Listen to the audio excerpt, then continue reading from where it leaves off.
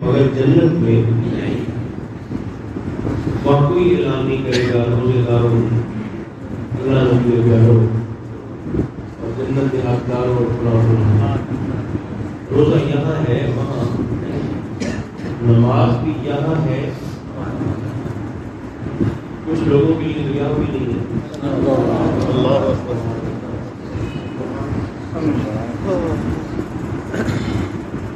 حج یہاں ہے جنت میں زکات یہاں ہے جنت میں درود و سلام وہ واحد عبادت ہے جو یہاں بھی ویسی ہی تروتازہ ہے اور جنت میں بھی ویسی ہی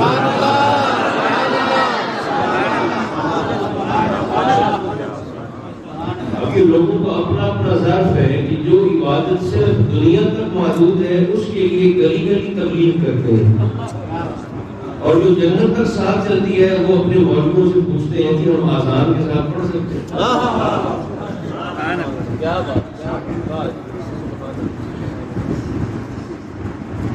اسے ہر حال میں قبول ہو کیونکہ یہ وہ کام ہے دو کام ہے جو اللہ کریم کرتا ہے کرتا بھی ہے کرواتا بھی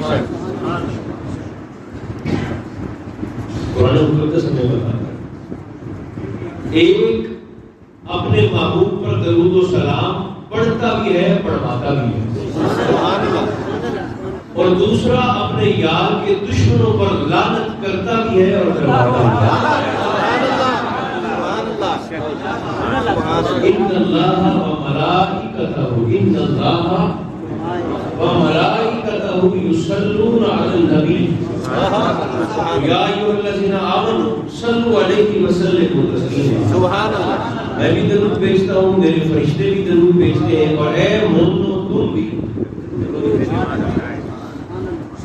اور دوسرے مقام ان الذین کفروا وماتوا وهم کفار اولئک علیہم لعنۃ اللہ والملائکۃ والناس اجمعین سبحان اللہ فرمایا جو لوگ کافر ہیں اور کافر مر گئے اللہ کا منکر مشرک رسول کا منکر کافر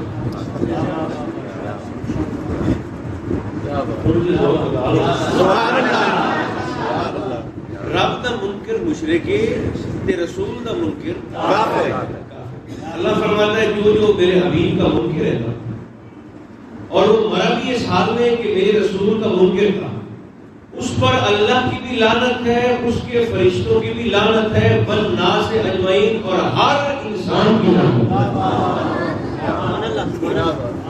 درود و سلام پڑھتا بھی ہے پڑھواتا بھی ہے اللہ کے حبیب کے دشمنوں پر لعنت کرتا بھی ہے اور کرواتا ہے مگر تھوڑا سا فرق ہے ان دونوں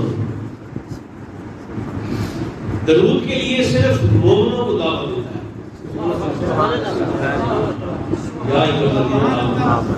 اور لعنت کرنے کے لیے فرماتا ہے ہر ایرا غیرا لطو غیرا ساری کیوں اس لیے کہ لعنت کوئی بھی کر سکتا ہے جو کرنی لعنت ہے تو پھر کوئی بھی کرے سارے کرتے مگر جب اپنے حبیب پر درود و سلام پڑھوانے کی بات آتی ہے تو فرمایا ہر ایرا غیرا لطو غیرا نہیں صرف وہ بندے میں قبول کروں گا جن کی زبانوں پر میں نے ایمان کی طہارت عطا فرمائی ایمان کی پاکیزگی اب اس میں فرشتے بھی اسی کام پر لگائے ہوئے خود بھی پڑھتا ہے اور اپنے مومنوں کو بھی اسی کام پر لگائے درود و سلام پر تو ہم نے عرض کیا باری تعالیٰ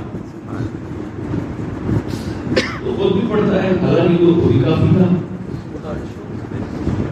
میرے فرشتے بھی پڑھتے ہیں اور ہمیں بھی اسی کام پر لگایا ہوا ہے تو اللہ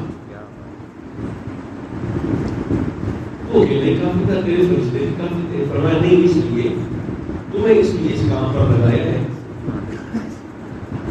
اور خود اس لیے کرتا ورنہ اس وقت یعنی ہماری 2.25 ارب کے قریب آبادی ہے جو اہل ایمان ہے کتنی 2.25 ارب کے قریب ہماری آبادی ہے جو اس وقت موجود ہے، مگر یہ بھی میں تکلیف کے ساتھ کہہ رہا ہوں، 2.25 ارب کی آبادی میں صرف ہمارا پاکستان ہی ہے جہاں ہر چوتھے مہینے اسلام خطرے میں آ جاتا ہے۔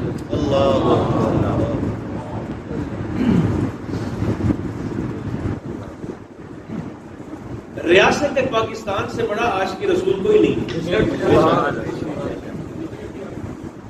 آپ بول سکتے ہیں ریاست پاکستان سے زیادہ نہ کوئی ناموس رسالت کے لیے مؤثر ہے اور نہ ہی ریاست پاکستان سے زیادہ کوئی شخص عاشق رسول ہے۔ خود کیوں پڑھتا ہے؟ فرمایا اس لیے کہ تم تب تک پڑھو گے جب تک تم ہو کوئی 40 سال ہے، کوئی 50 سال ہے، کوئی 60 سال ہے، کوئی 70 سال ہے، جب تم نہیں ہوگے درود ختم۔ تمہارا رب نہیں چاہتا کہ درود ختم ہو۔ مولا پھر تو کیا چاہتا ہے؟ فرمایا میں چاہتا ہوں کہ جب کوئی رہے پھر بھی درود رہے، جب کوئی نہ رہے پھر بھی درود رہے۔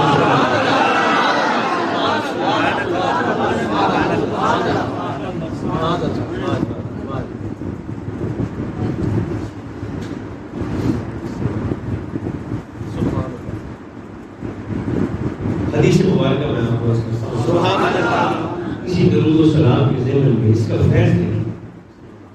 مسجد نبوی شریف ہے اور سرکار دو عالم علیہ السلام خود مسجد میں تشریف فرما، شہد کی مکھی کہیں سے اڑتی آئی اور آقا کے وضو کرنے والے مشکیزے پر بیٹھ گئی، شہد کی مکھی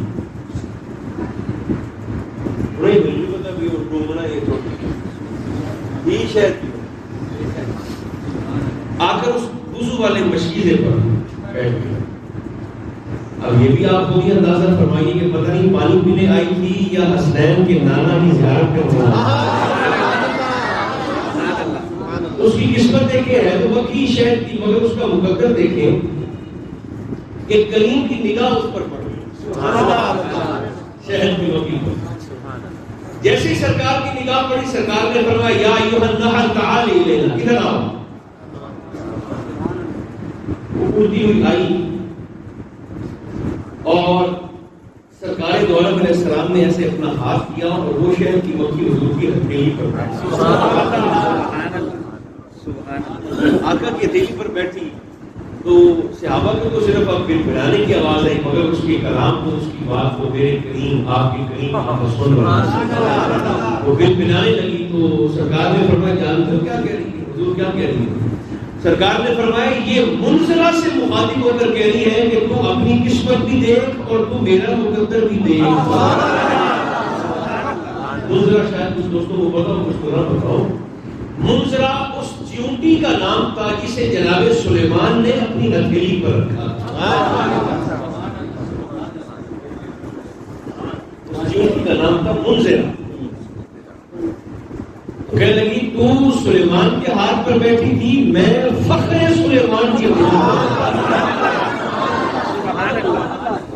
دیکھیں اللہ کے نبی کی نگاہ کی طاقت، ایک ہوتی ہے بصارت، نبی کی بصارت بھی لاجواب ہوتی ہے اور نبی کی بصیرت بھی لاجواب ہے۔ لشکر سلیمان تو 9 میل دور ہے، 9 میل پیچھے ہے سلیمان کا لشکر۔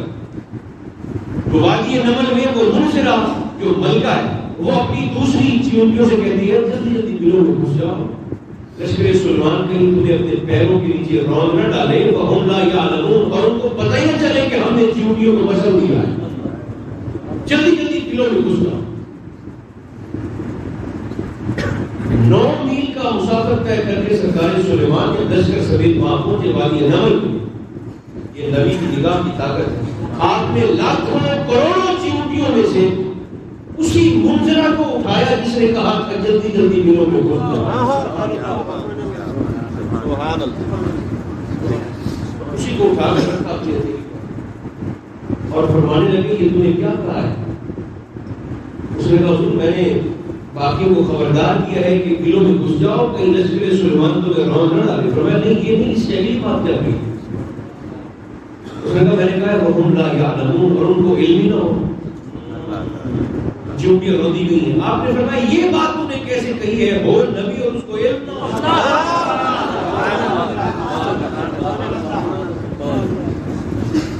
ہے چونٹی مگر یقین جانے مولویوں سے بڑی بہتر ہے چونٹی بیٹھی ہتھیلی سلیمان پر ہے اور کہنا کہ حضور یہ وہم لا یعلمون یہ جمع کثیر ہے واحد کا نہیں ہے. یعلمون حضور میں نے یہ آپ کے نبی کے متعلق نہیں کہا کہ نبی کو پتہ نہ چلے سلیمان کو خبر نہ ہو, لیکن حضور یہ میرے جو آپ کے ساتھ موجود ہے نا سبحان اللہ جو آپ کے ساتھ ہے آپ کے بارے میں نہیں کہا, آپ کے ساتھیوں کے بارے میں کہا ہے کہ انہیں پتہ نہ چلے کہ ہم نے چونٹیوں کو بسر دیا ہے. اتنا پتہ اس چونٹی کو بھی ہے کہ نبی کے ساتھ رہنے والا بھی نبی جیسا نہیں ہو سکتا. اس نے کہا حضور یہ آپ کے ساتھ نہیں, آپ جیسے تو نہیں ہو سکتے. آپ کے بارے میں نہیں میں نے کہا کہ نبی کو پتہ نہ چلے تو آپ کے ساتھی ہیں ان کے متعلق میں نے کہا. وہ شہر کی مکھی جو کریم آقا کی ہتھیلی پر بیٹھی ہے اس نے کہا موسیٰ تیری قسمت کی تو سلیمان کے ہاتھ پر بیٹھی اور میرا مقدر کہ میں امام سلیمان کے ہاتھ پر. سرکار نے حضور کا مجھ سے مکالمہ گفتگو ہے حدیث شہر کی مکھی سے. سرکار نے اسے مخاطب ہو کر پوچھا ایک بات پوچھوں مکھی سے. اس نے کہا حضور آپ تو ہونی کو ہونے سے بھی پہلے جاننے والے ہیں, آپ کی کریمی ہے.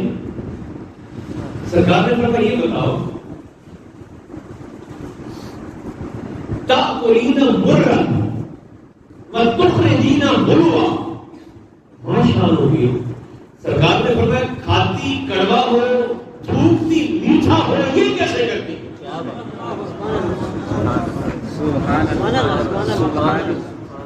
کھاتی کڑوا رس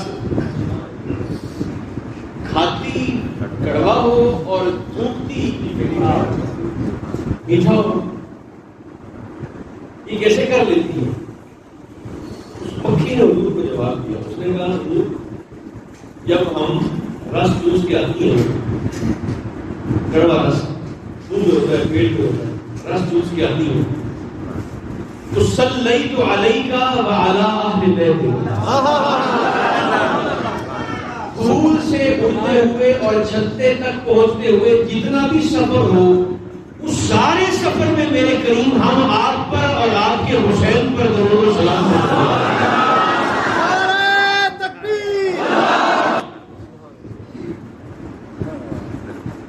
لیکن جیسے کڑوے رس کو چوس کر ہم درود و سلام پڑھتی ہوئی چھتے پر آ کر اس رس کو تھوک دیے آپ پر اور آپ کے اہل بیت پر درود کی برکت سے اللہ ہمارے کڑوے رس میں شہد کی مٹھاس چھوڑ. اچھا وہ مکھی جب آتی ہے نا چھتے پر تو آگے مدر بھی بیٹھی ہوئی امین النحل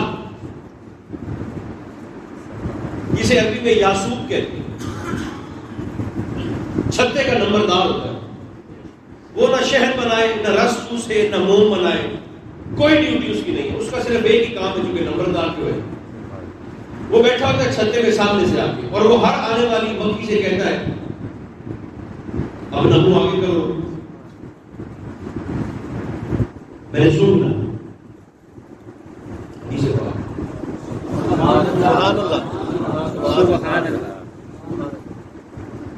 جب وہ قریب آتی ہے نا پکھی جو رس چوس کے باہر سے آ رہی ہوتی ہے تو حدیث پاک کے الفاظ ہے ہوا یشوقھا, وہ ہر آنے والی مکھی کا منہ سنتا ہے کہ یہ درودی آئی ہے کہ بے درودی آئی ہے.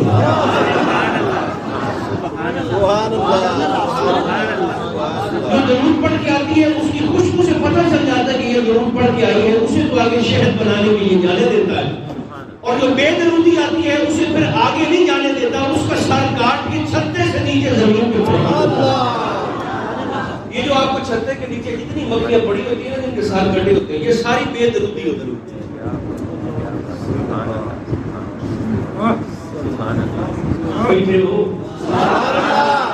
یہ بغیر درود والی ہوتی ہیں جن کے سر نیچے کٹے ہوئے ہوتے ہیں.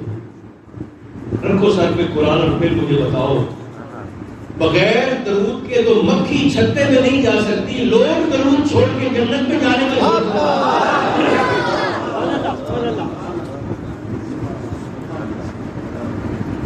اللہ فرماتا تم بھی پڑھو، بولا ملے گا کیا؟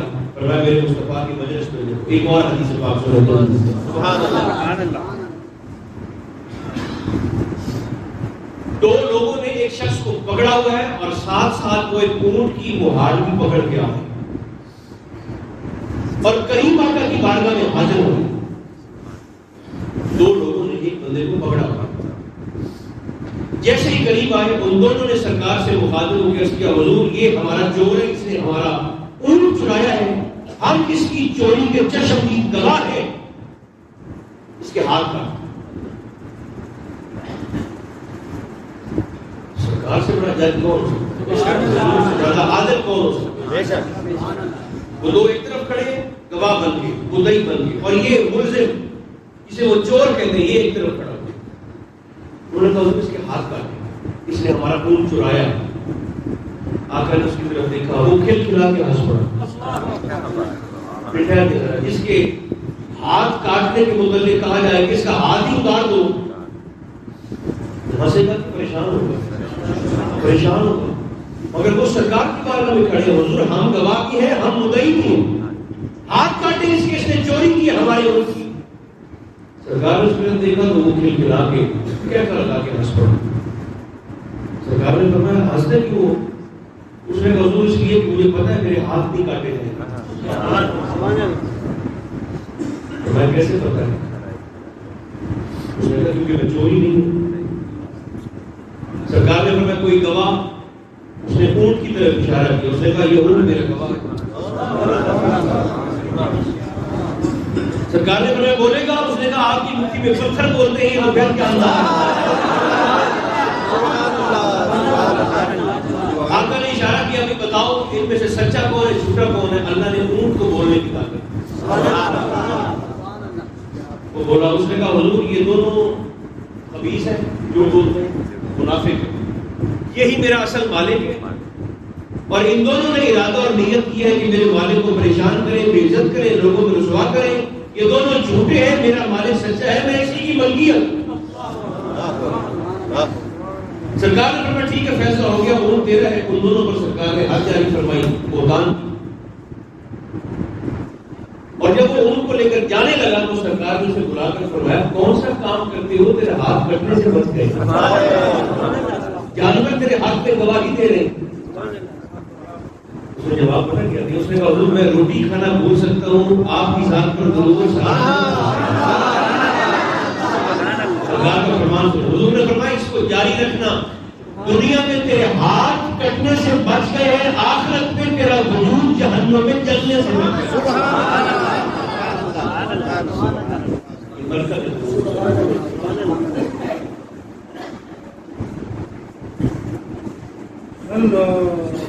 لوگ کہتے ہیں دیکھیں، لوگ کہتے ہیں کہ ہمیں آپ دکھائیں نا کہ اذان کے ساتھ ہم پڑھ سکتے ہیں، اذان کے ساتھ دیکھیں ایک دین کا اصول ہے، اس اصول کو یاد رکھیں۔ ہمارے دین میں، اسلام میں حرمت کے لیے دلیل چاہیے، حلت کے لیے کسی دلیل کی ضرورت نہیں۔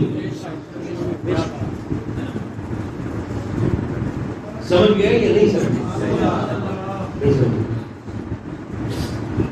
کسی شے کو حرام قرار دینے کے لیے اسلام میں دلیل موجود ہے،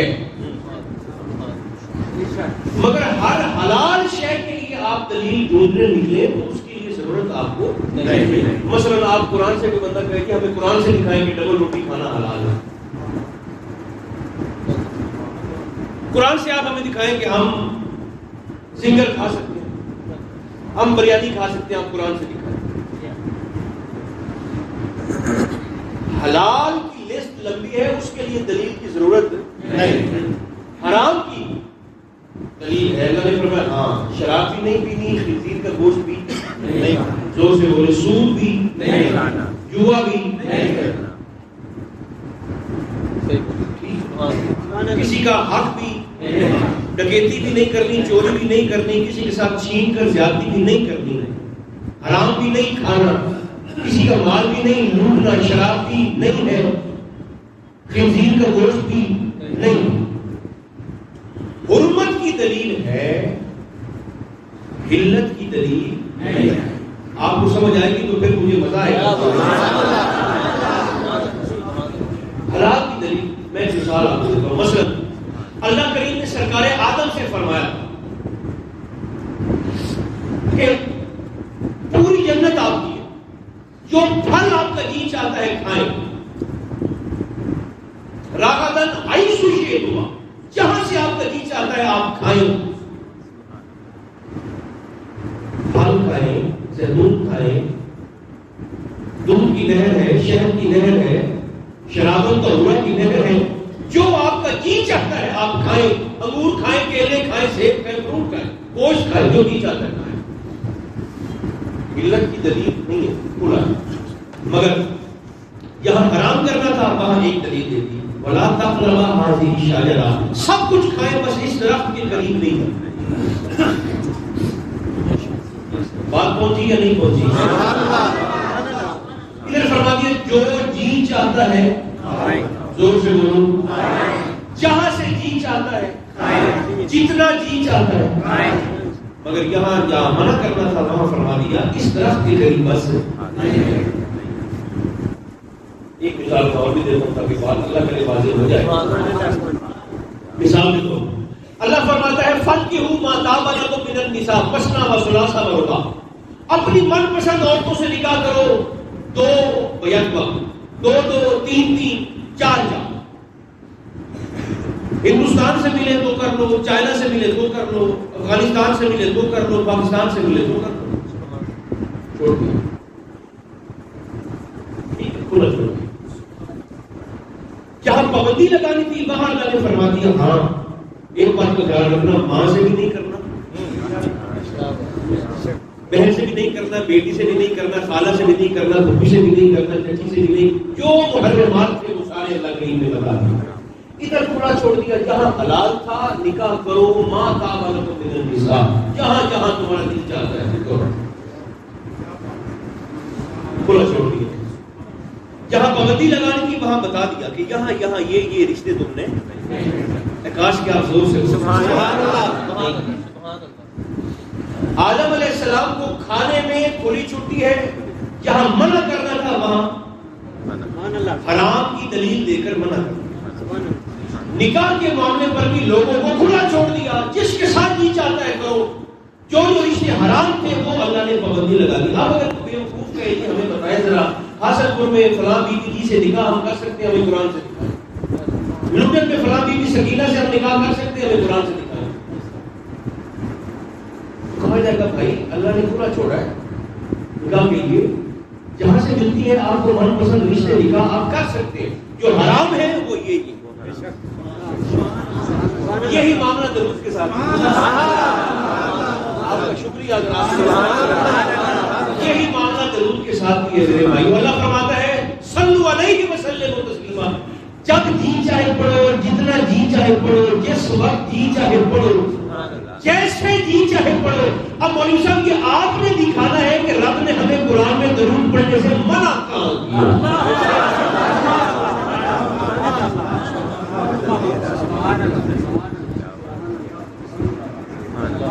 مسئلہ پہنچ گیا یا نہیں؟ حلال کی دلیل نہیں چاہیے ڈاکٹر صاحب، حرام واسطے نہیں، ورنہ حلال کی دلیل اگر ڈھونڈنے نکل جائے تو آپ کو 30-35 جلدوں کی کتاب چاہیے ہوگی۔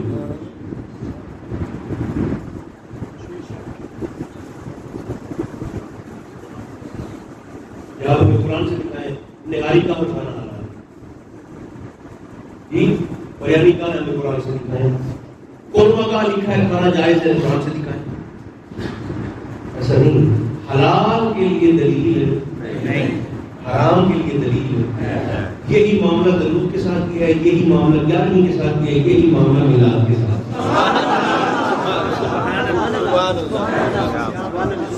ویسے ساڑھے چٹے آ گئے، آپ کو بال بھی سفید ہو گئے، آپ کو پتا ہے اللہ کون سا درود پڑتا ہے؟ اللہ کا درود کیا؟ وہ جو فرماتا ہے ان اللہ و ملائکتہ یصلون علی النبی، اللہ بھی درود پڑھتا ہے، اس کے فرشتے بھی پڑھتے ہیں، مومنو تم بھی پڑھو، تو اللہ کون سا درود پڑھتا ہے؟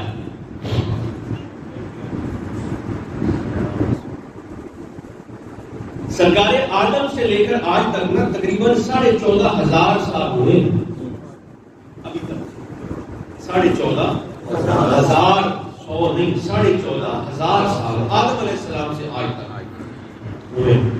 اور آقا فرماتے ہیں قیامت کے ایک دن کی مقدار کانا مقدارہ 50,000 سنہ، دنیا کے 50,000 سال ملے تو آخرت کا ایک دن بنے گا۔ جب سے سرکار عالم دنیا میں تشریف لائے ہیں تب سے آج تک 50,000 ابھی مکمل نہیں ہوئے، 14,500 سے کچھ زیادہ ہی ہوئے،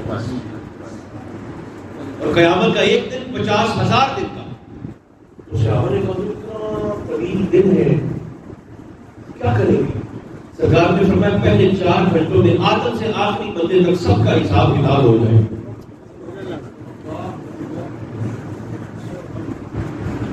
تو کریم باقی کا دن، فرمایا باقی کا سارا دن خالق بھی اور مخلوق بھی، وہ بھی اس کے مومن بھی مل کر تمہارے نبی محمد مصطفیٰ کے ساتھ پر کریم صلوات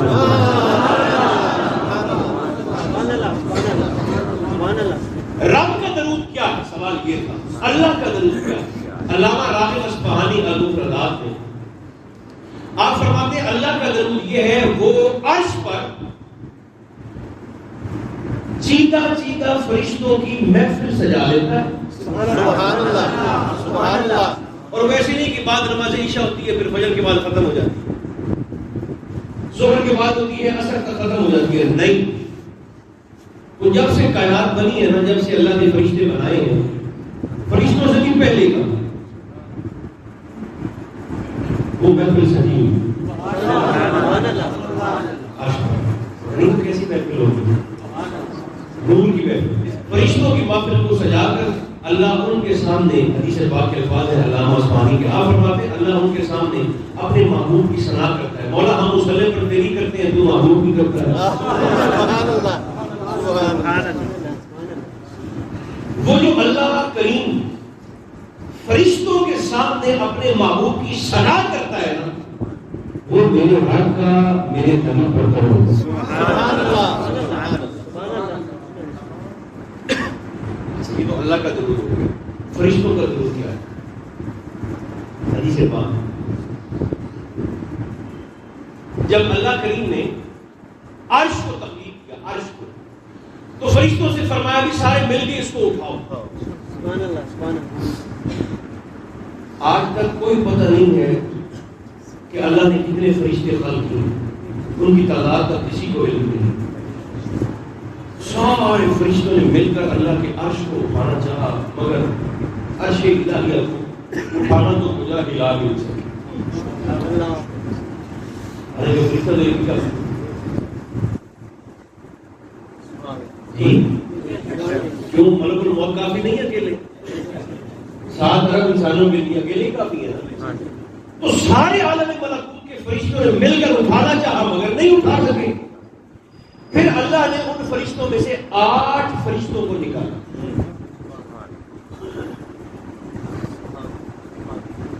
اور فرمایا اب تم 8 مل کر میرے عرش کو اٹھاؤ۔ وہ کہنے لگے مولا ہماری ساری برادری نہیں اٹھا سکی، ہم 8 کیسے اٹھائیں گے؟ اللہ فرمائے گا انہیں میں نے گر نہیں بتایا،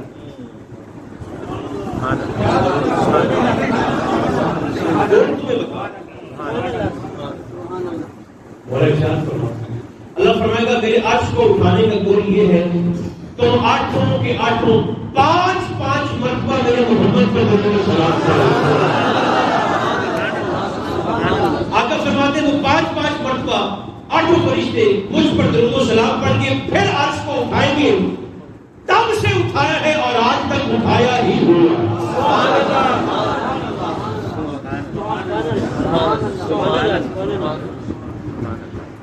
اس پر ویسے ایک بات بڑی حوصلہ افزا ہے جو طبیعت میں ٹھنڈ کی طرح اتر جاتی ہے، اگر 5 مرتبہ درود و سلام پڑھنے والے فرشتوں کو عرش کا بوجھ ہی نہیں لگا تو میرے اور آپ کے گناہ آج سے زیادہ بوجھل تو نہیں ہوگا.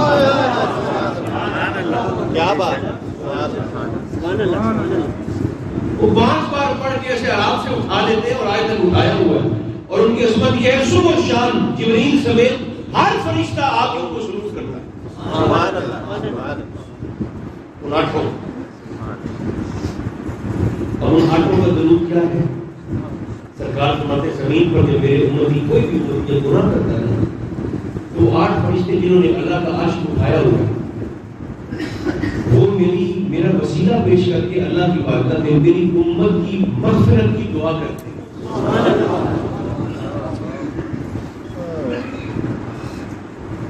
سرکار فرماتے ہیں ان کا ہر مومن کے لیے مغفرت کی دعا کرنا یہ فرشتوں کا درود.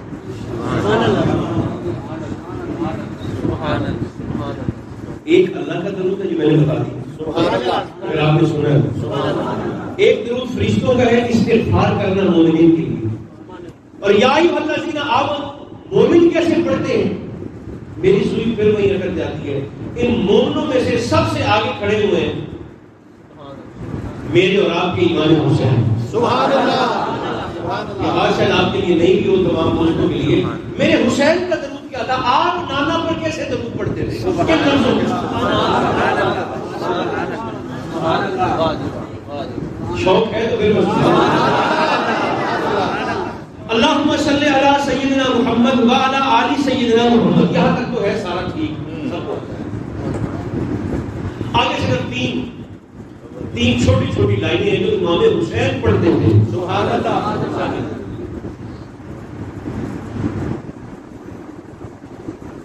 اللہم صلی علی سیدنا محمد وعلی آل سیدنا و مولانا محمد من قبل كل شيء وأوسط كل شيء وبعد كل شيء. یہ دیکھ سکتے ہیں ان کا معنی پتہ کیا ہے؟ مولا میرے اس نانا پر درود بھیج جب کچھ نہ تھا وہ تھے، جب کچھ نہ رہے گا وہ رہے گا.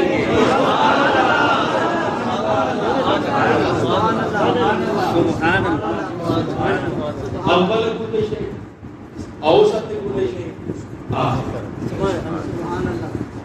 جب کچھ نہ ہوگا تو وہ ہوں گے، جب کچھ نہ تھا تو وہ ان پر درود بھیج. ان الفاظ کے ساتھ امام حسین علیہ السلام اپنے والدین پر درود بھیج.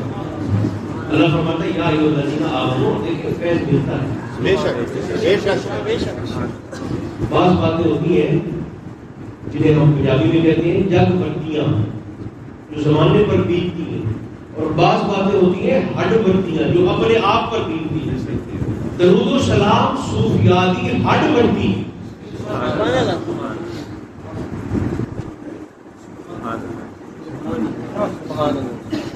کہیں بھی بات سنا بھارت کی ایک ریاست ہے جوناگڑھ. بھارت کی ایک ریاست ہے. وہاں پہ ایک مستری ہے پتھر تراشتا تھا. پتھر راج تھا، مستری تھا، مستریوں کام کرتا تھا، پتھر تراشتا تھا. مسلمان وہ کیا کرتا تھا؟ ایک اینٹ کو پکڑتا تھا، 1000 مرتبہ درود و سلام پڑھتا تھا اور اس دوران وہ ایک اینٹ کو تراش لیا. آپ اس کی محنت پر ہی نہیں بولے سبحان اللہ. درود کتنی بار پڑھتا ہے؟ وہ آخری بھائی تک زور سے بولے کتنی بار پڑھتا ہے؟ 1000 مرتبہ. اور اینٹیں کتنی بناتا ہے؟ شوق ہے. 1000 پر درود پڑھتا رہتا ہے، اینٹ تراشتا رہتا ہے، اس کو اپنے مطلوبہ شکل میں ڈال دیتا ہے. 1000 مرتبہ اس کا معمول تھا. رات کرم نمازی ہونے کی سو گیا، وہ سو گیا خواب میں حضور کشید. حضور کھڑے ہو گیا سرکار کے قدموں میں، حضور کے مقدس پیر چومنے لگا. سبحان اللہ. لپٹ گیا سرکار کے درمیان کے ساتھ چومنے لگا. سرکار نے فرمایا تو ہے نا مجھ پہ 1000 پر درود پڑھتا ہے. میں حیران ہوں لوگوں کی مات ماری گئی ہے. اس مدر بی کو، امیر النحل کو پتا ہے، منہ سون کر پتا چل جاتا ہے کہ کون درود پڑھ کے آئی ہے اور کون ایسے ڈنڈی مار کے آئی ہے. مکھی کو پتا ہے کہ درود والی کون ہے اور بے درودی کون ہے. جس پر پڑھا جا رہا ہے اس نبی کو پتا نہیں چلے گا کون پڑھتا ہے. فرمایا تو 1000 بار درود پڑھتا ہے مجھ پر؟ جی آقا 1000 بار پڑھتا ہوں، شوق ہے میرا. بہت ہی چوم رہا کریم. سارے خواب میں سارے حجابات سرکار نے ہٹائے. جوناگڑھ سرکار نے فرمایا وہ سامنے کون سے شہر ہے؟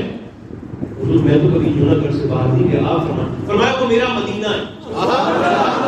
وہ سامنے میرا گنبد ہے. خواب مجھے بتا رہے آقا. فرمایا رات کو تیز ہوا چلی ہے، میرے گنبد کو سلام کرنے آئی ہے اور میرے گنبد کا ایک کنگرا گر گیا ہے.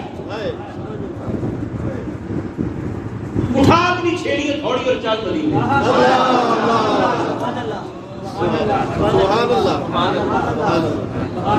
اچھا خواب ختم ہو گیا، اس کی آنکھ کھل گئی. اس کو بیوی نے آ کے جگایا بھی آپ سبزی لے آئے گھر کی.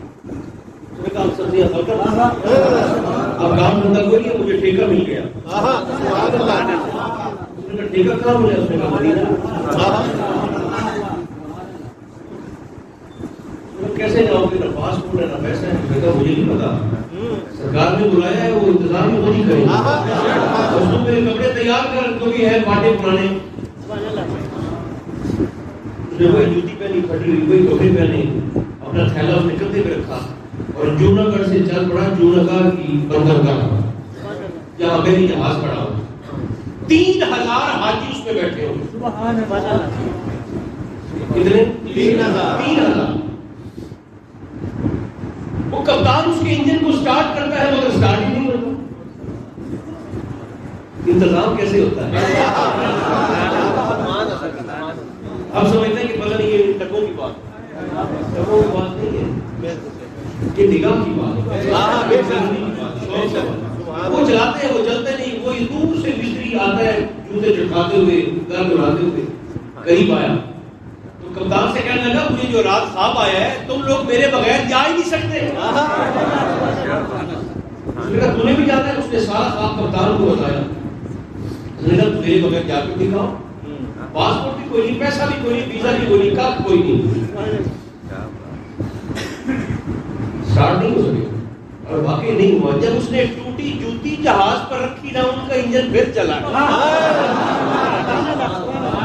بتانے کا تو بھی چلے گا؟ اس نے کہا میں بھی چلوں. اچھا بٹھا دیا. یہاں سے چلے جوناگڑھ سے انڈیا سے اور پہنچ گئے جدہ کی بندرگاہ.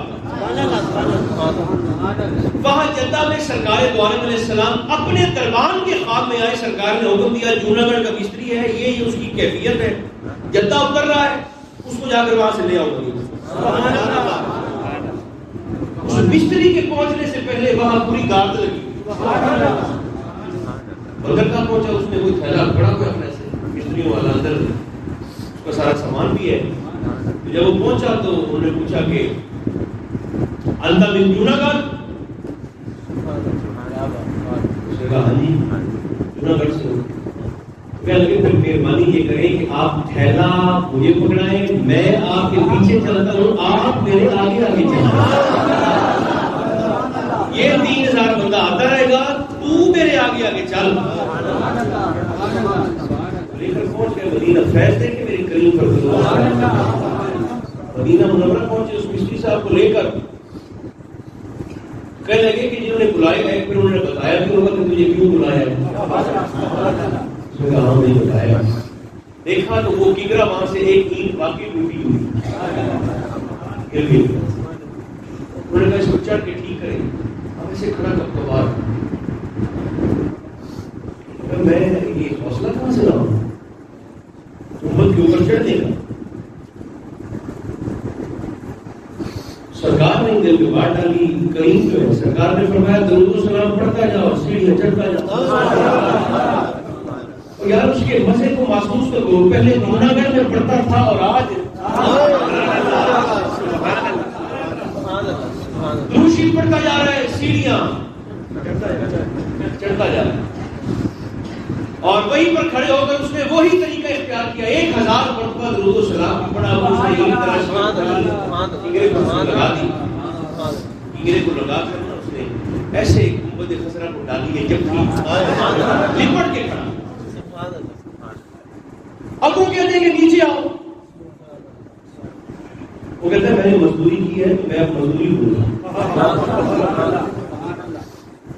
گنبد خضرا کو ایسے جب بھی ڈال کے کھڑا ہے اور رب کریم کی باتوں میں کرتا ہے مولا میں نے تیرے محبوب کی مزدوری کی ہے, مزدوری میں نے تجھ سے لینی ہے. میں نے تیرے محبوب کی زبان پاک سے حدیث پاک سے سنا ہے یہ کہ جو شخص جس حال میں مرے گا وہ اسی حال میں قیامت کے دن قبر سے اٹھایا جائے گا. اور تیرے محبوب کا فرمان ہے کہ پسینہ خشک ہونے سے پہلے مزدور کو اس کی مزدوری دو. اور میری درخواست یہ ہے میں نے نیچے نہیں اترا. اگر میری عمر طویل ہے تو اسے گھٹا دے, ابھی بھیج ملک الموت. کوئی کسی طرح مرے گا, کوئی کسی طرح مرے گا, کوئی کسی طرح مرے گا, کسی طرح اٹھے گا اپنی قبر سے. مولا میری مزدوری میں یہ چاہتا ہوں کہ میں کسی طرح گنبد خضرا کو لپٹا ہوں, اسی طرح میری جان نکلے قیامت کے دن, اسی طرح میں اپنی قبر سے اٹھاؤں.